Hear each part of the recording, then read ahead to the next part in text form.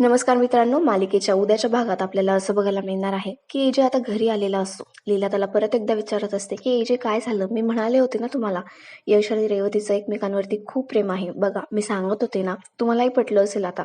AJ म्हणतो हे बघ लीला, तसं काहीही नाहीये. मी दोघांसोबतही बोललो आणि त्यांचं म्हणणं आहे की त्यांच्यामध्ये फक्त चांगली फ्रेंडशिप आहे. त्यांचं एकमेकांवरती अजिबात प्रेम नाहीये आणि तसं काहीही नाहीये. आता हे सगळं ऐकून लीला खूप शॉक झालेली असते. तिला कळत नसतं ह्या दोघांनी खोटं का सांगितलं ते.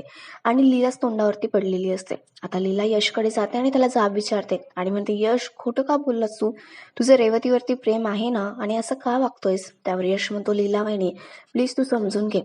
माझा निर्णय झालेला आहे. मला श्वेता बरोबर लग्न करायचंय. मला काहीच प्रॉब्लेम नाहीये. आणि हो, माझा डिसिजन फायनल आहे. आणि तो दरवाजा लावून घेतो.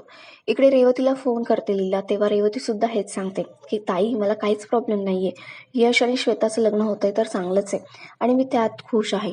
आता हे दोघं असं का बोलताय, असा प्रश्न लीलाला पडलेला असतो. इकडे रेवती आणि दुर्गा यांच्यात बोलणं झालेलं असतं. दुर्गाने रेवतीला सगळं सांगितलेलं असतं की विक्रांतचं आणि तिचं प्रकरण आता दुर्गासमोर आलेलं आहे. त्यामुळे हे सगळं काही मी सगळ्यांना जाऊन सांगेल आणि म्हणूनच तू यशच्या आयुष्यातून लांब जायचं. त्याचा विचारही करायचा नाही आणि त्याच्यासोबत आयुष्य घालायची स्वप्नही बघायची नाही.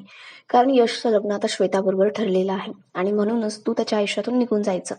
कारण दुर्गासमोर आता रेवती आणि विक्रांत यांचं एकमेकांवरती प्रेम होतं हे सत्य आलेलं असतं आणि म्हणूनच ती रेवतीला ब्लॅकमेल करत असते. आणि इकडे लीला आता विचारात पडलेली असते. तर मग बघूया यश आणि रेवती यांच्या प्रेमासाठी आता लीला काय करते येते आणि तिला एजंटच्या विरोधातच कसं उभं राहावं लागतं येते, याचे परिणाम काय होतील हे सगळं बघण्यासारखं असणार आहे. तर मग अशाच अपडेटसाठी तुम्ही आमच्याशी कनेक्टेड राहा आणि आमच्या चॅनलला नक्की सबस्क्राईब करा. धन्यवाद.